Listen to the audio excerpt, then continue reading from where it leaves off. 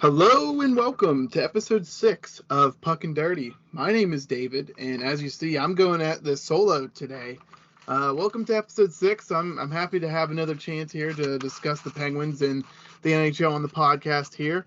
In case you didn't know, this podcast is called Puckin Dirty. We're a hockey podcast, Penguins podcast, for the Dirty J Sports Network. Primarily, we do cover the Penguins and Florida Panthers and any kind of hockey pop culture out there. We have socials if that interests you. We post frequently on there. We post weekly. So yeah, check it out at Dirty J Hockey on all of the socials. So usually we kind of chit chat a little bit. Me, Matt, and Ryan, or any other of the guests who've come on the show. But today I'm just solo, so might not be as long, but I'll still talk to you guys here. My week, last week it wasn't so bad. Parents were on vacation. It was Thanksgiving, but kind of did our own thing. Me and my girlfriend Kai. It was a good time. Had a lot of relaxing time, and I've been kind of looking forward to that moment in time here. Over the weekend I did go to a Penguins game with my brother, and I'll talk to that a little bit more in detail at the end. It was first Toronto, and if you follow the Penguins, they lost a pretty lopsided game, 4-1. But I'll talk more about that in the Penguins section here. Right now, I'm just going to go ahead and jump right into the hockey pop culture, or the current happenings. And right now, we're reaching the quarter-way mark in the NHL season, which is 21 games around there.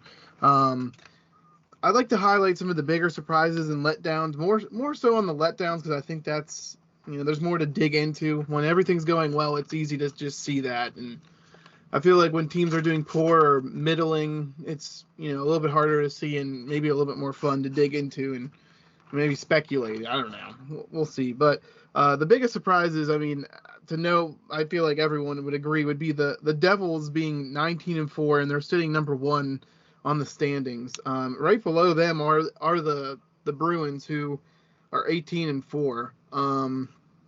These teams have been battling it for first place now, and yeah, people were talking a lot about the Bruins, but I feel like a lot of that talk, at least in the hockey heads, on the television, on the networks, they really just kind of forgot about the Bruins and just really started talking about the Devils, which is awesome. Jack Hughes probably saved Dunkel from losing to me last week, which sucks, but he had a hat trick. He has 5 goals in 3 games. He's on fire. There's a lot of good on this team. Vanacek is playing way better than he did on the Capitals. These guys seem to play well in this system, and they just score at will. And it's not like they're going to these shootouts. They are beating teams officially in regulation, and they're not allowing a lot of goals while they do it, which is kind of the most impressive part. They stand at 51 goals allowed, which is well below the league average.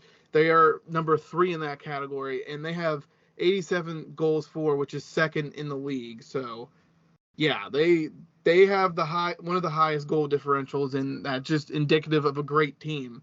And the Bruins are also at a high goal differential. They're actually higher than the Devils. So I said the Bruins were 18-4. They're 18-3, by the way. But these two teams, they're battling it out. The Bruins have 2 games in pocket versus the Devils.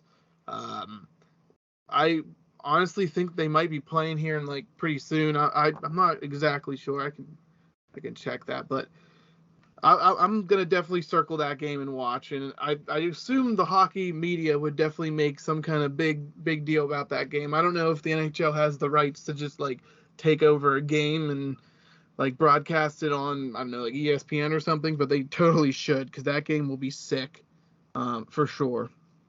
My other surprise is more not because they're good, because people expected the Maple Leafs to be good. It's how good they are with all of these injuries to their defense. They're missing, let me think about this, 4 defensemen that are starting quality. TJ Brody, Morgan Riley, Jordy Ben, Jake Muzzin, Samsonov got hurt as well. Like, these are all players that were playing well or are established players that are good. Morgan Riley had 16 points in 20 games, and Samsonov was 6-2 with a 9.21 save percentage and a 2.23 goals against. And Samsonov, my fantasy team surely misses him, so I would definitely like having him back on my squad. And the surprises are different between these teams. The three teams I've said. Toronto is supposed to be good, but they definitely shouldn't be good with all of these injuries and some of these younger guys that have filled in or just contributing at a rate that is, successful for them, or it makes them successful. Marner was on a 17-game point streak, and that's still continuing as of right now at 6:15 in the evening on a Tuesday here. That's 23 points during that streak, and he's actually one game shy of the Maple Leafs record held by Daryl Sittler and Ed Oldziak. These are two pretty good players I looked into, and they're like legendary players for the Leafs, so having his name up there would be pretty cool. I'm surprised it's not Austin Matthews, but honestly, if you've watched hockey, you know how good Mitch Marner is. He has like 3 good years of like 100-point seasons or something like that. I've had him on my fantasy team. Okay, I lied, not 3 years. 2 years he got 94 and 97, but he was close. The 1 year he got injured, I think that was last year. I had him on my fantasy team. He was a monster. I definitely enjoyed having him on my team, and I actually watched him more because of that, and he's definitely a very talented player. There's definitely the shrinkage that people, talk about in the playoffs. He doesn't really score goals. He only has 7 goals in 39 games played, which is kind of problematic for his squad because, the tough goals are the ones in the playoffs, and you want to get those for your boys and your team so you can advance. And, I mean, I don't have to tell everyone about Toronto's playoff failures for the last, 50 years or something like that. So, yeah, definitely surprising, but for a different reason. Some of the teams with the biggest letdowns, I got 3 of them. One of them is definitely the team that I like to watch in the Florida Panthers. I mean, this probably comes as a surprise to no one who's listened to the pod before. The Panthers are underachieving so badly, and I've talked about Sam Bennett underperforming and Sam Reinhart underperforming, but when I really zoomed out of this season and kind of like, what was the expectation this year for the Panthers? And I think after a disappointing second round loss, you would like to get back at it and, maybe get to the conference finals or the Stanley Cup finals. Yeah, that's rolling right there. He made an appearance on the pod. I think Kai wanted that. But that last year, I zoomed out, like I was saying, and I looked at the offseason moves, and I also looked at like the current roster, and like they signed some of these players late, but I think their move or their roster has really been hurt by that Claude Giroux trade. They really sold the farm when they went for Claude Giroux. It's showing. Their bottom 6 depth is bad. Their defense is equally as bad. The fourth line is really what I wanted to highlight, and Eric Stahl and Patrick Hornquist are way past their primes. Stahl's 38 years old right now, and at one point he was a really, really good player. He won a cup with the Hurricanes, but right now he is a shell of that player. He looks like he's 38 years old out there. He has 0 points in 15 games played, and he's looked awful since 2020. He had 10 points in the NHL. He even played in the AHL during this point. 10 points in the NHL since 2020, and that was in 68 games played with a -36 plus minus. And I know people have issue with plus minus, but being out on the ice when 36 goals more are scored than when you're scoring, there has to be a little bit of a correlation of poor defensive play or just not being in position or being on a bad team. He's just maybe all of those, but definitely his play has a factor in that. Hornquist is also kind of just a body out there. He has 1 goal, 1 assist in 19 games played. These guys, they're not formidable like they were. Like, I remember Horny when he was on the Pens winning back-to-back cups. He was a tough son of a bitch that'd go right in front of the goalie and stir up trouble. Be kind of a magnet maybe for even Crosby and the others to not get abused as much. He was definitely a gritty player and one of those players you need on your team to win a Stanley Cup. But I remember when we dealt him, I wasn't necessarily upset that we lost him. His contract, he gets paid $5.3 million, and if you can even fathom paying this guy $5.3 million, yeah, the Penguins roster would be awful. And there's no secret or no wonder the Florida Panthers roster is awful with him on it.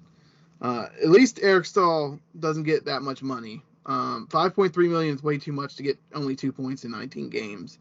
And this is Horny's last year in this deal, so I wouldn't expect him to come back to Florida, or I don't even know if he'll come back to hockey. I don't know, obviously, but the guy deserves his rest and break. He already won 2 cups. Enjoy life while you have it,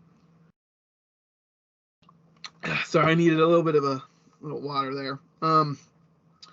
The last dude on the fourth line is Ryan Lomberg, and I kind of feel sorry for him because he had a promising season last year. He had 18 points in 55 games played, and he kind of just saddled with this dead weight of a 38-year-old and a 35-year-old man who aren't playing good hockey anymore.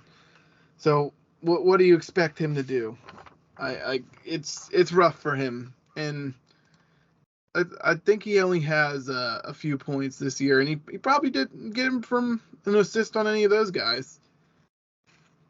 Yeah, Lomberg has 4 points this year, 2 goals, 2 assists, and honestly, it's unlikely that the other 2 contributed anyway, so sucks for him, but, he's still kind of young. He's 27, but I hope he gets a contract past this year because I didn't really think he was that bad. I think a fourth-line, third-line player for sure, but not necessarily a bad player. He's kind of small, but the Panthers are a high-skilled team, so high-skilled, high-speed team, and that's how the league is nowadays, so you're not going to see some 6'5" guy who can't skate anymore. Long are those days dead. With that being said, I will offer some insight for the Panthers. I think if they're going to be serious this season, they need to make a move, and they need to make it fast. They are slipping in my power rankings. They are slipping in the regular, NHL rankings. They're getting towards the middle of the pack, and they might actually even be dead center middle. They're just allowing too many goals, and they're scoring all right, but it's the defense that's concerning. It's the paying $10 million to a goalie that isn't really worth $10 million anymore. I don't know if he ever was, and I don't know if any goalie ever was, but Sergei Bobrovsky definitely is not. The Panthers, I'm done with them unless they move Horny. Really, I mean, $5.3 million off the books would be nice, but you're gonna have to pay to do that. And do you think this roster can win a Stanley Cup as is? I personally don't. I don't even know if it'll go past first round, let alone get in the playoffs.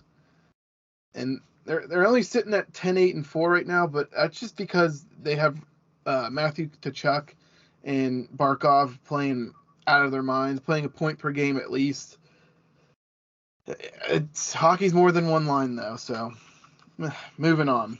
The Sabres are on this list, and for a different reason, because I think the expectations were a little bit different for the Sabres. They came into the season, people really weren't giving them much credit, much credence. They kind of pushed this team aside, and honestly, I feel like that's rightfully so. This team, on paper, does not look amazing. I feel like some of their players have overachieved, but their goaltending is really where I thought they were suspicious at. The Sabres are one of the biggest letdowns for me, is because they have had an 8-game losing streak that just wasted their hot start that they had. they're only on this list really because of that losing streak. They would be an overachiever, like one of the surprises I'd have, but they lost 8 in a row, and in the Atlantic, they need to grab every single point they can get if they want to make playoffs. So sitting at 9-12-1, you gotta really consider what you got here. I think, and you're a quarter of the season way through. Do you make a small move here? Do you make a small move there? I don't know. They have some cap space. I think it would be an interesting move or interesting thought. It would be a shame if they don't ever sniff playoffs. I kind of feel like they've been one of these bad teams for so long, and with such a good fan base, dedicated fan base. I feel like they deserve, something, some playoffs or something. But anyway, this season, they had that 8-game losing streak, right? They've gone 2-2 since then, and tonight they play Detroit. Tuesday tonight. I think that'll actually be a good game, and I think I'm going to tune into it. Last game that they played was October 31st. They won. The Sabres won 8-3 against the Wings, and Tage Thompson had 3 goals, 3 assists. And I think this kind of offers a glimmer of hope of maybe what will happen tonight. I don't think Detroit is, above that playoff line necessarily. I think they're kind of at it. I think if the Sabres could really work on their goals allowed, which is 27th right now, they could definitely make playoffs and make a considerable push, past some of these other teams who are fringe. I was thinking, in a long shot or just like our armchair GM mode here, adding John Gibson to this team could actually be pretty legit, I think.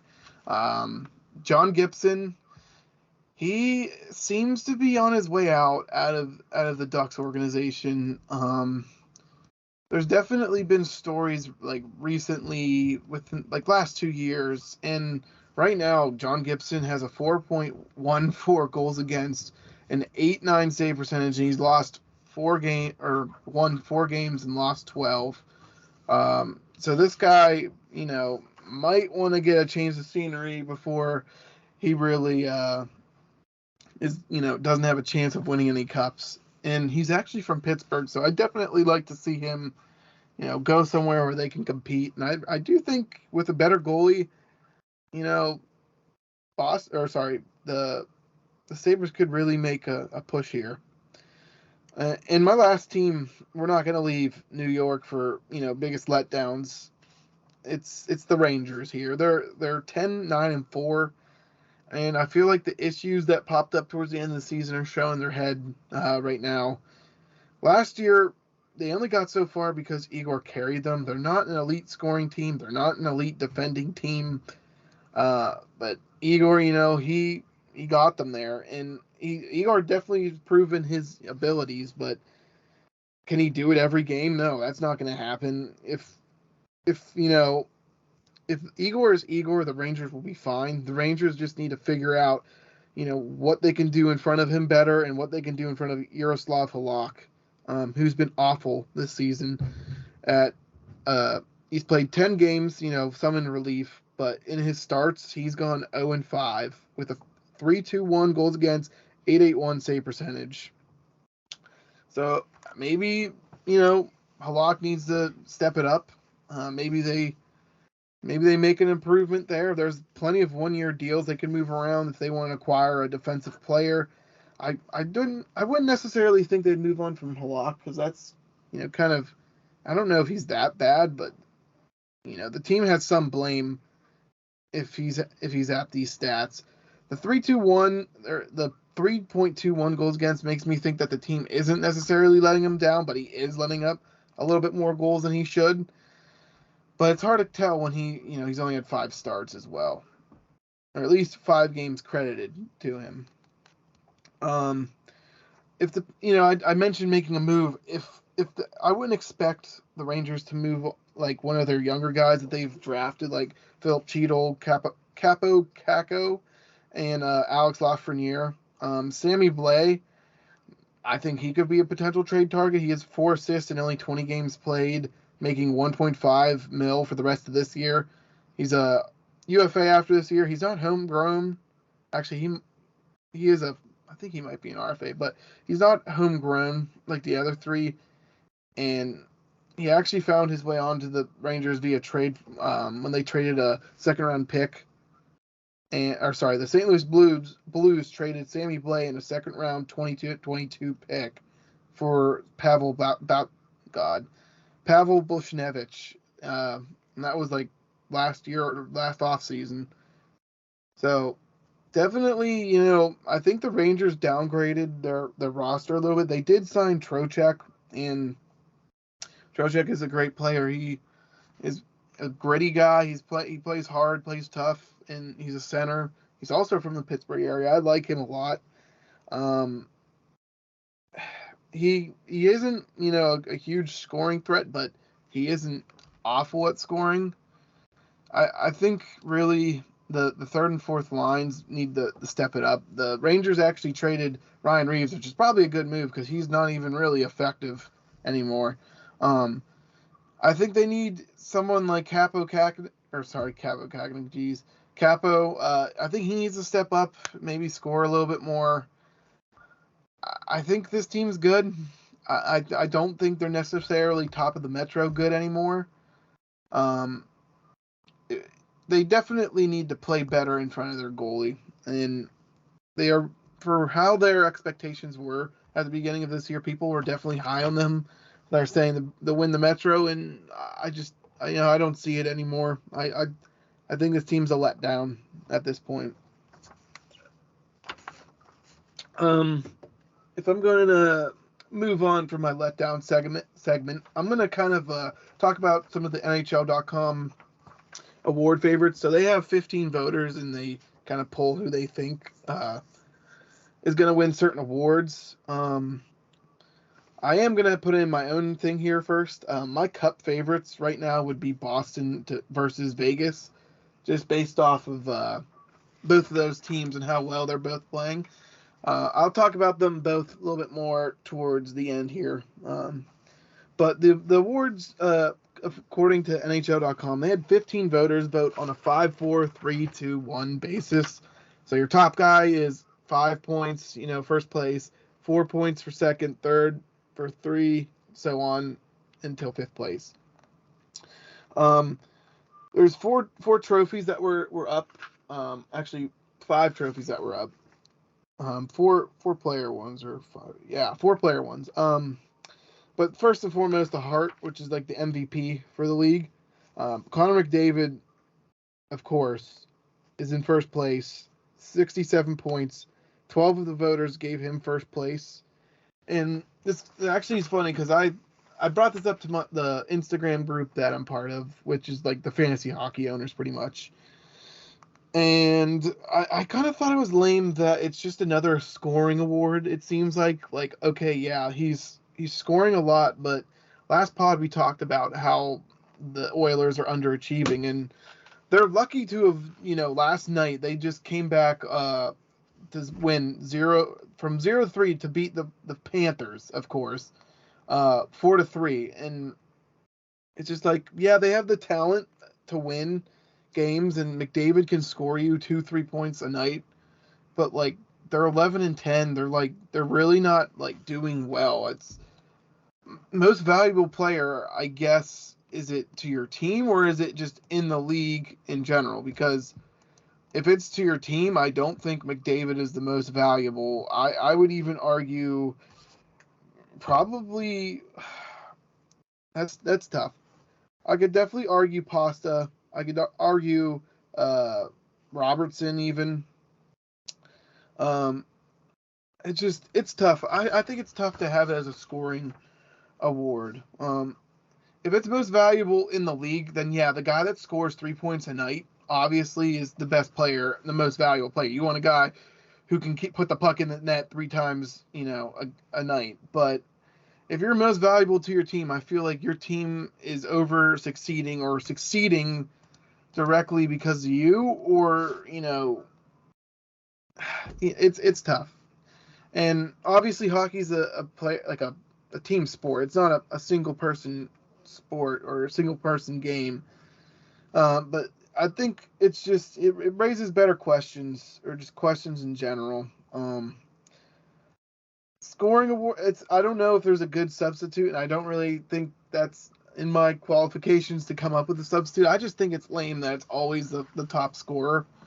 Maybe not always, but it does seem that way. So the NHL.com list has McDavid with 12 first place votes leading David Pastrnak at second with 35, and only one first place vote. I don't know if they just didn't list it, but there's only 14 votes on this first one. That's funny. Oh wait, there's only 14 voters. I don't know what they're talking about then. But the only other person to receive a first place vote, which is where I would argue maybe most valuable to your team, is Erik Karlsson, who is like, yes, this Sharks team is awful, but they are only doing good because Erik Karlsson is like a point per game. They're 7-13-4, and that's only because Erik Karlsson is on fire. And I mean, obviously, Logan Couture is there and he contributes, and Timo Meier, but like, man, I just feel like there's a better argument if you're arguing, most valuable to your team, and it'd definitely be interesting. More interesting arguments, I feel like. Maybe less cohesion, and maybe that's why points are like valued more.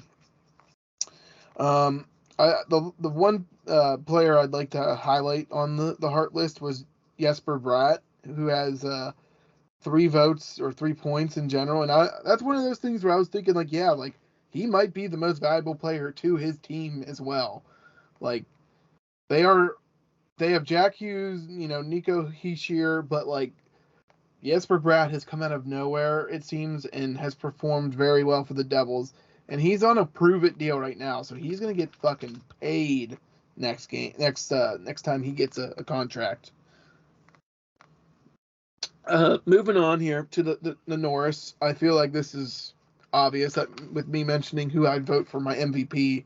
Erik Karlsson has 10 first-place votes, 64 points. Cale Makar, 3 first-place votes, 43 points. Rasmus Dahlin, 0 first place votes. And the only other person to really receive a vote here for first place is Hampus Lindholm, and he has 27 points, and that puts him in 4th place. Roman Josi is a player that I saw here, and he only has 2 points in general.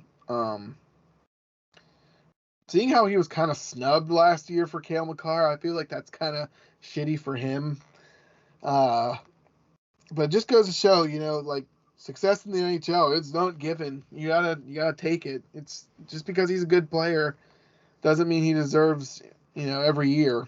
And this year, his Predators are just not proving it right now. They're sitting 9-2, and honestly, they're not scoring at all. Roman Josi had almost a point per game last year. He was doing really well. I think he had like 67 assists and 8 goals or something. It was crazy, but this year they're not scoring. They only have 53 points or 53 goals for. So maybe he shouldn't even be on this list, to be honest.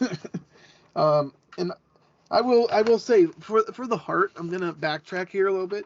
I think Sidney Crosby should be considered at one point here. Like, I know he's like a little past his prime here, but I think he deserves more of a recognition than Nico Hischier or Leon Draisaitl.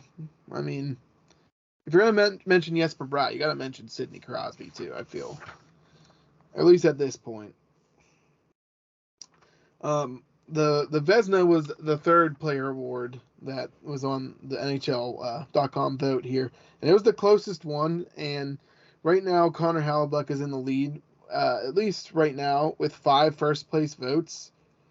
Linus Ullmark has 9 of these first place votes, so I don't really know how these other voters have it ranked, because I do think Ullmark has the better stats and the obvious candidate for number 1. He would be my choice right now. I kind of disagree right now with what they have. those two it's pretty much a two pony race there. Jake Ottinger, he kind of started falling off. Logan Thompson, who's up for the Calder and actually in the lead for that, has also kind of fallen off. I do think it's those two players' race though. If they can continue to not lose and play extremely well during it, it's like, how is it not one of those two? I'm gonna actually talk about the Calder before I talk about the Jack Adams, which is the NHL Head Coach Award. The Calder, Logan Thompson is in the lead, 11 first place votes, 62 points. Matty Berniers is in second with two first place and 52 points. Shane Pinto has one of the first place votes, and he has 35 points. It's hard, I feel like, to judge goalie and player, like, quantify their stats a little bit. Logan Thompson has a 2.44 goals against, 9.21 save percentage, and 12-4. And honestly, I think he might be a little bit more deserving for the Calder Award just because of how hard, or not how hard, but how much he is holding together the Vegas Golden Knights right now after losing all of their goaltending from last year to now. Like, Logan Thompson did play last year, but he's like how Matt Murray was considered a rookie, and he is a rookie right now. So he had some more experience, but he definitely is performing well, and he is definitely, I think it's not unreasonable to consider, in these awards how their team would be affected if he wasn't there.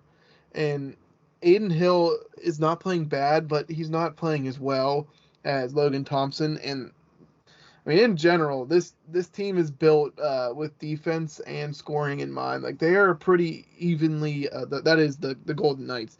They are pretty evenly, punch, tick for tat. They'll hit you back.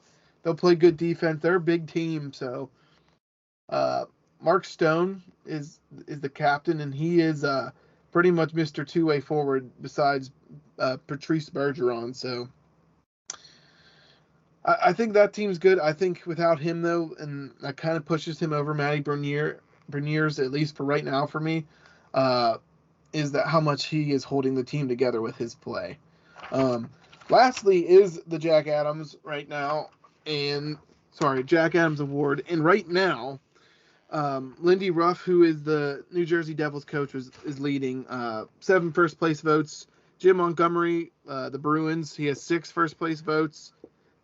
Bruce Cassidy, the Golden Knights, he has 1 first place vote. And that puts it at 61 points for Ruff, 60 points for Montgomery, and 44 for Cassidy.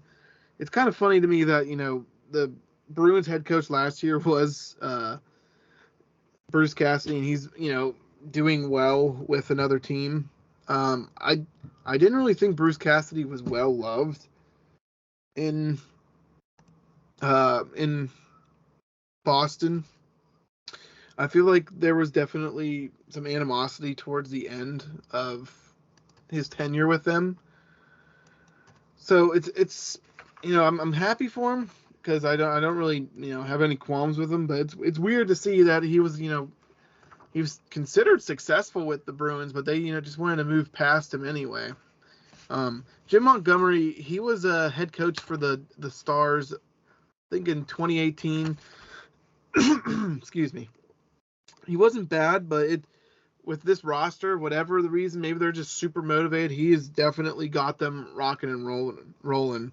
And I do think it is Lindy Ruff's trophy right now. If I'd have to award it right now, no one obviously thought the Devils were going to be this good. Like, I think that in itself is a good reason to vote this coach, Jack Adams. It's one of the reasons why I think Mike Sullivan was, snubbed last year. Is the Penguins went like 15-8-1, and then, went on a roll when Crosby and Malkin came back. It's like during those 15 or 20 games, there was no Sidney Crosby and there was no Malkin, and the team was winning. The team had a winning record, and I feel like that's, you can't just consider the end part of the year. You got to consider the entire year.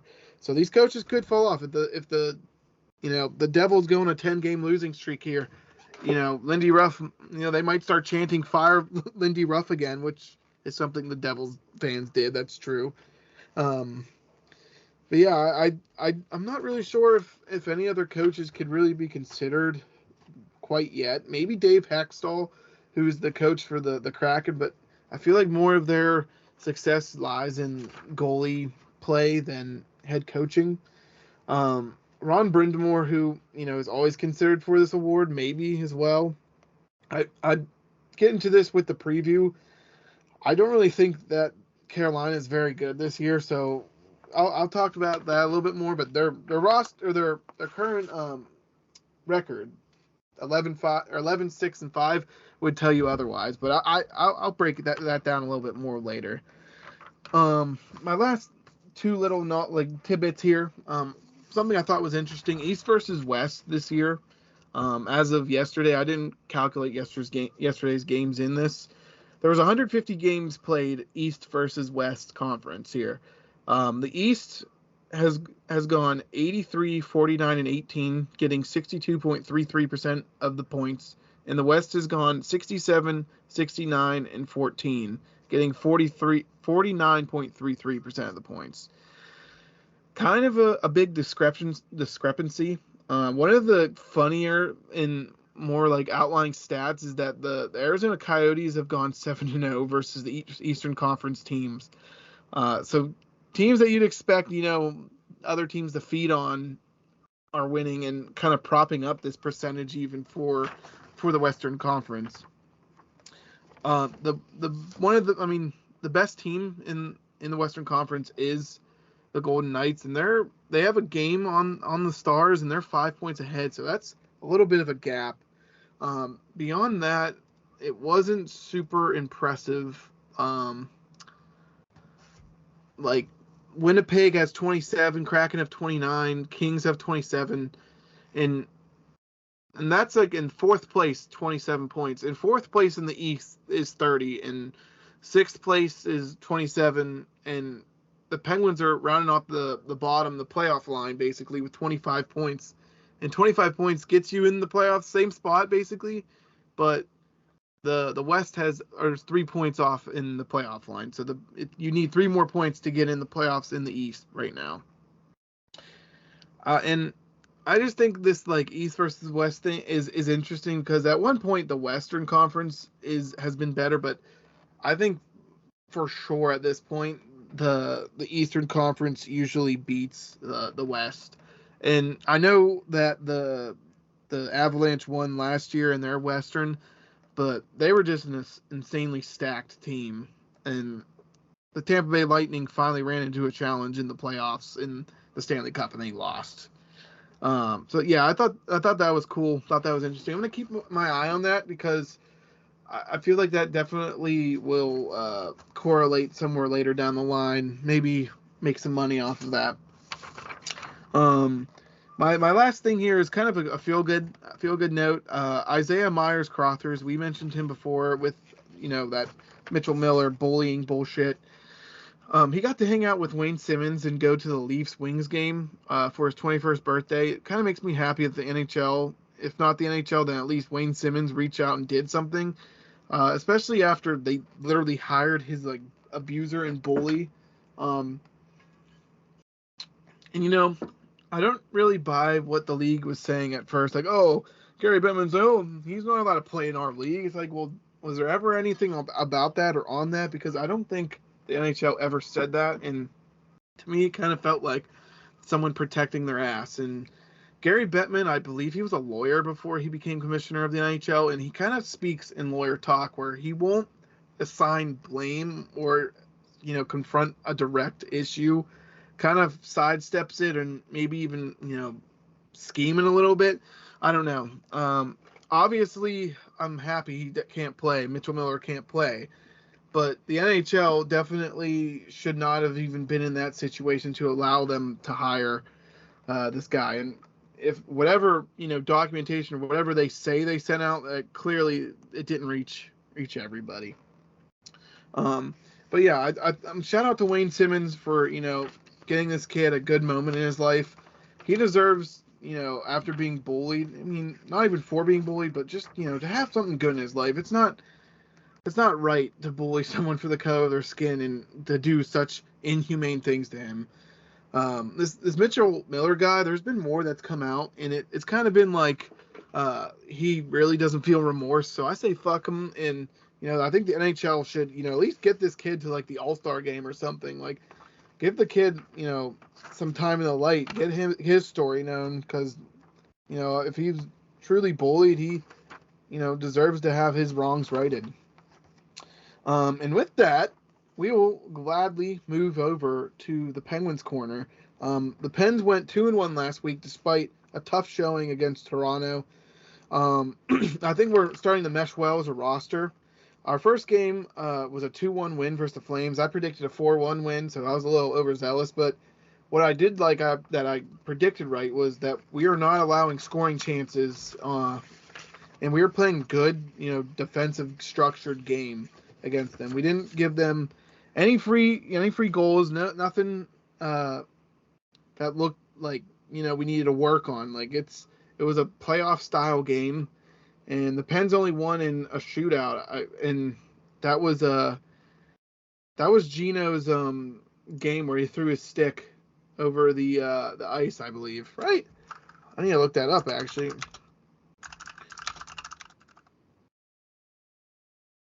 Oh man, I don't even remember now, but I'm pretty sure.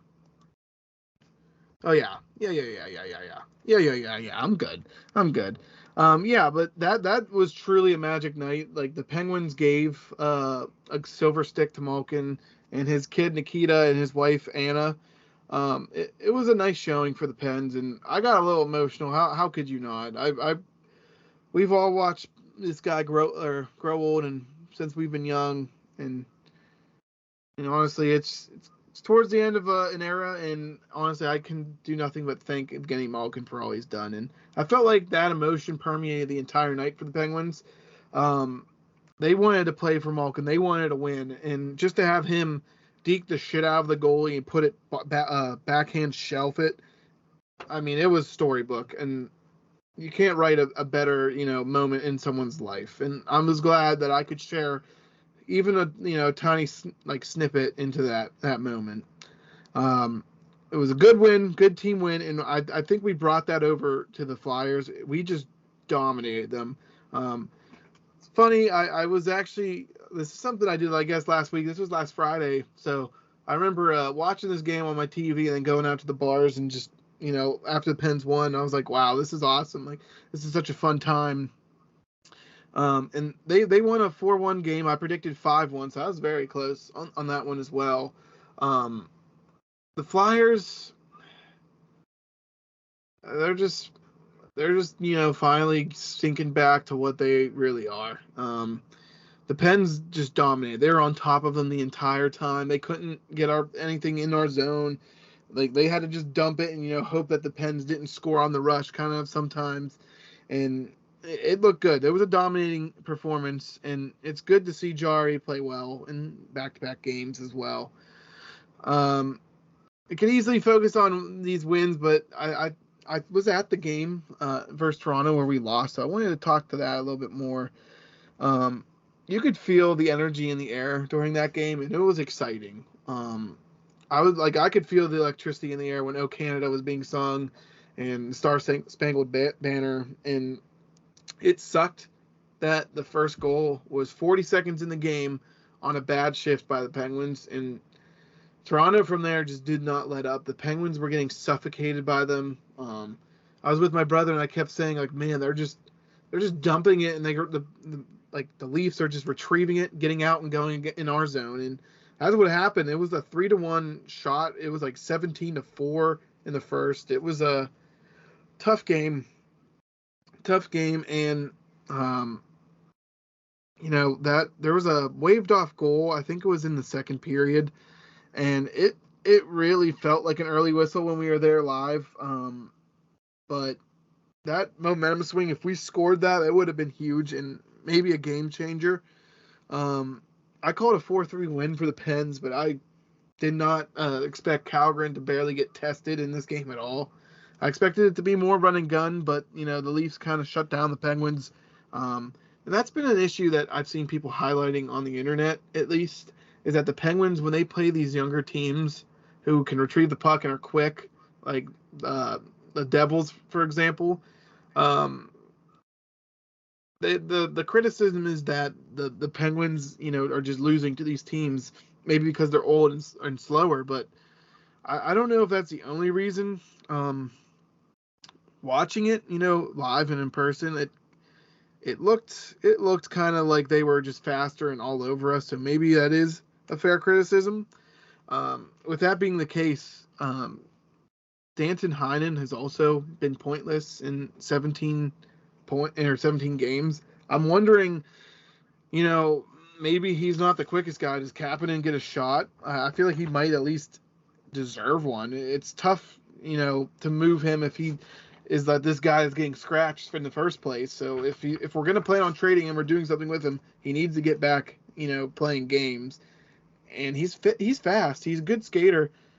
I don't know if scratching Kapanen has ever been a good solution for it, though. So I'm not sure if that will help us with these quicker teams, because he's been also in those games and hasn't really performed well. So tough angle there for the Pens. I think if that is the issue with the Pens, and maybe I should pay a little bit more closer attention to see if that is the issue.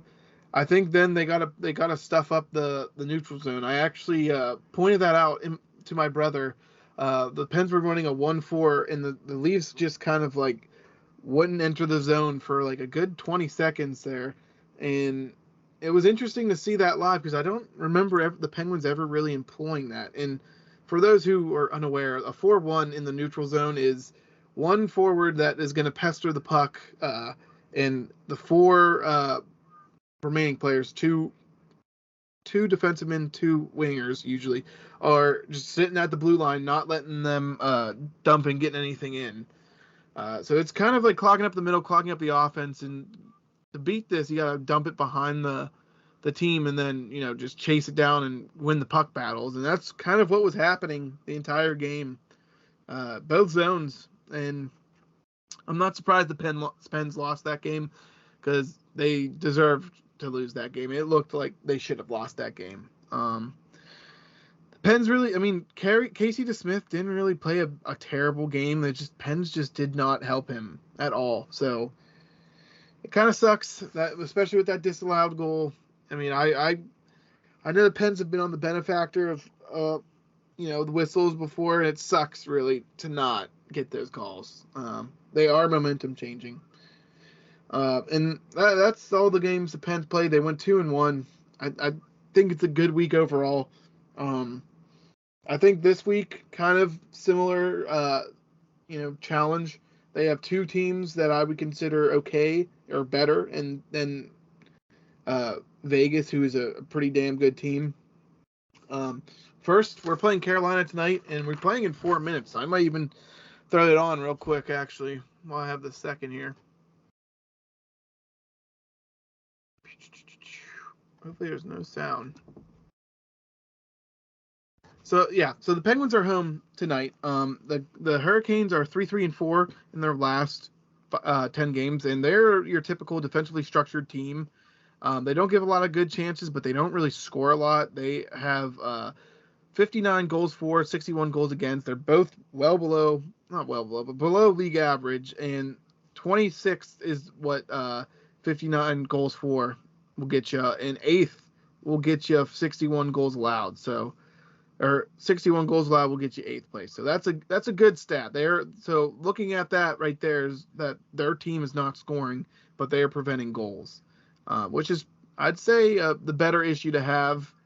Maybe I feel like they will have a solution long term, but taking that deeper dive into the roster is, I was just wondering why that goals for, was so low. And the Ron Brindamore plays defensive structure, but it also is tough, if you have two of your best scoring players, Teuvo Teravainen and Max Pasquaretti, my God, I always suck at this. Pacioretty.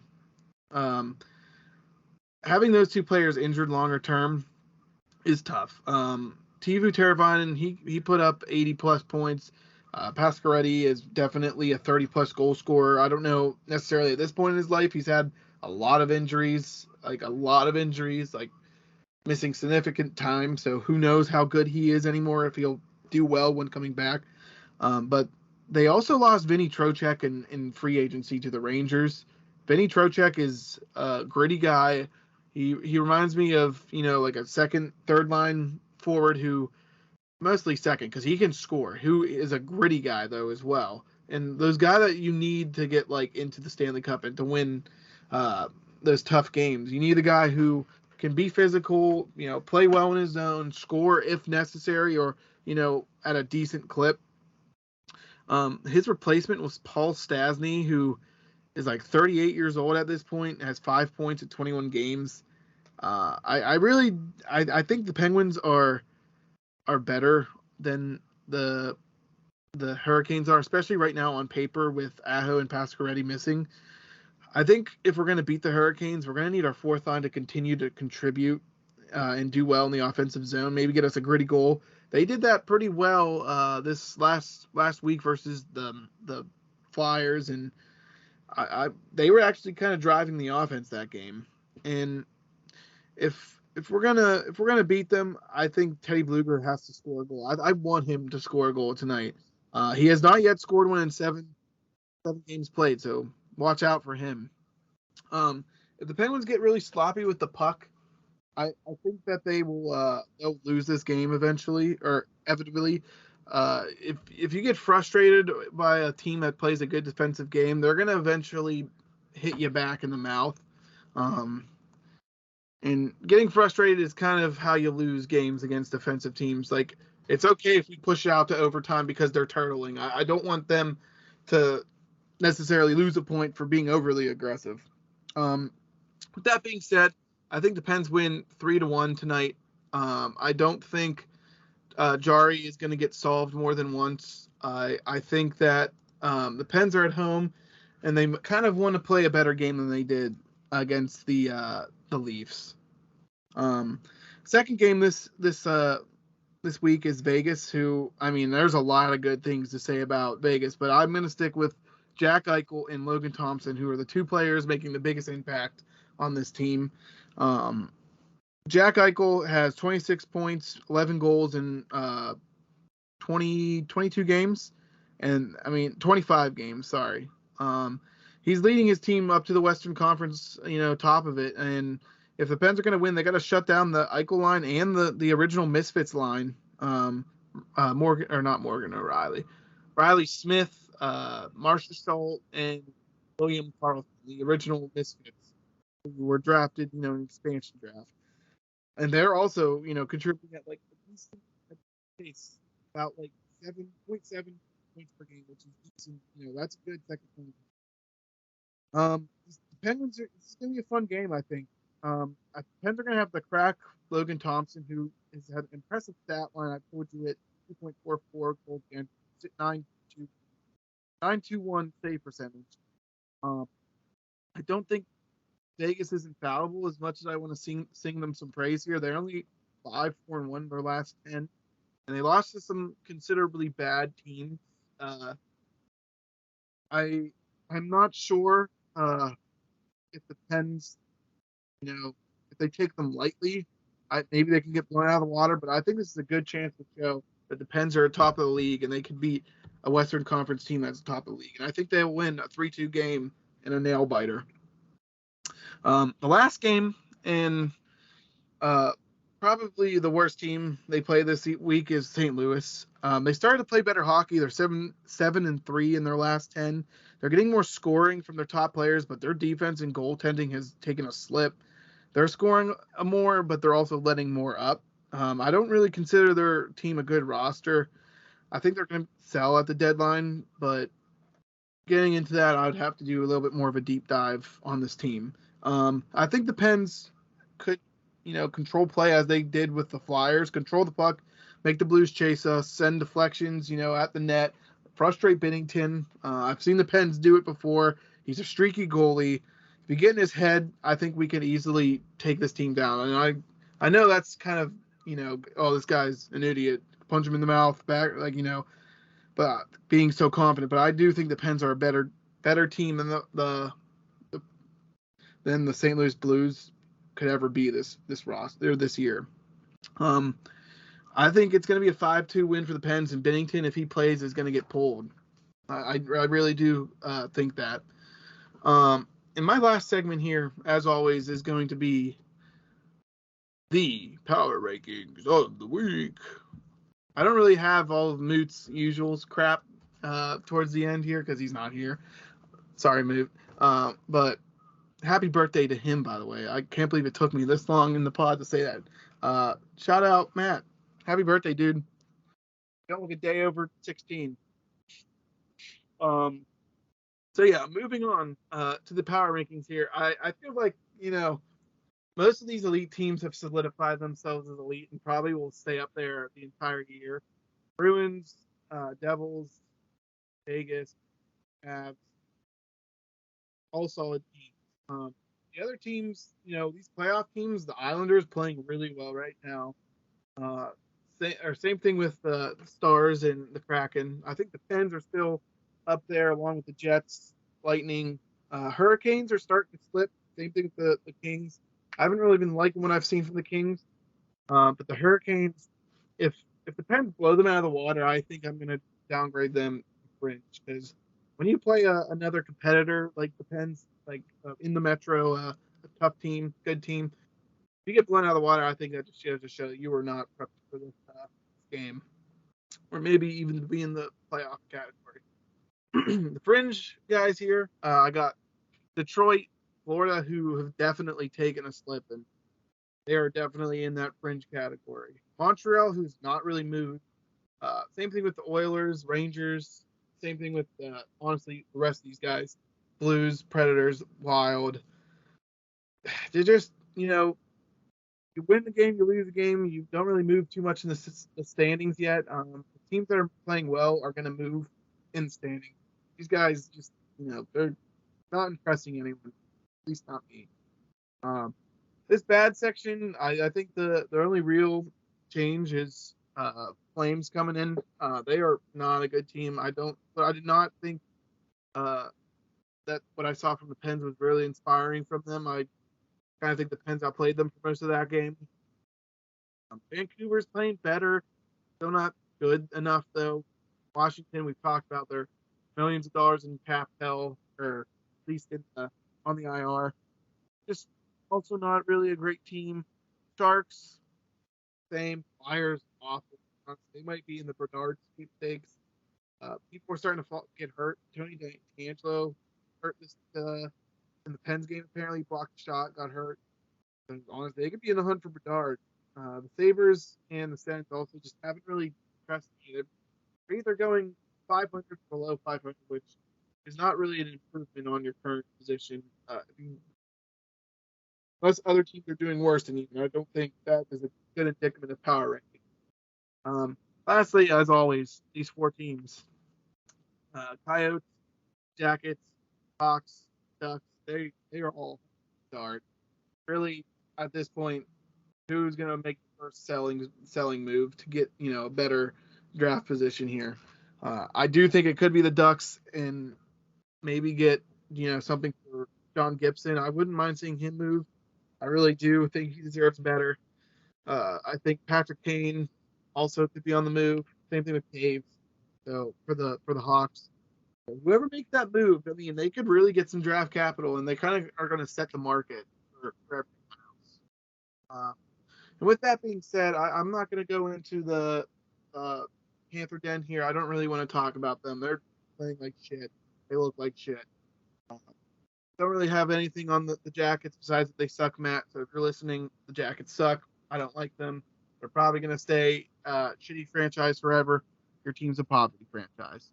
And for all those who are still listening, I thank you for listening to episode 6 of Puckin Dirty. I enjoy talking to you guys every week, giving you guys my completely correct and never wrong view of the interworld. So thank you very much. and have a good day. Have a good rest of the week. Go Penn.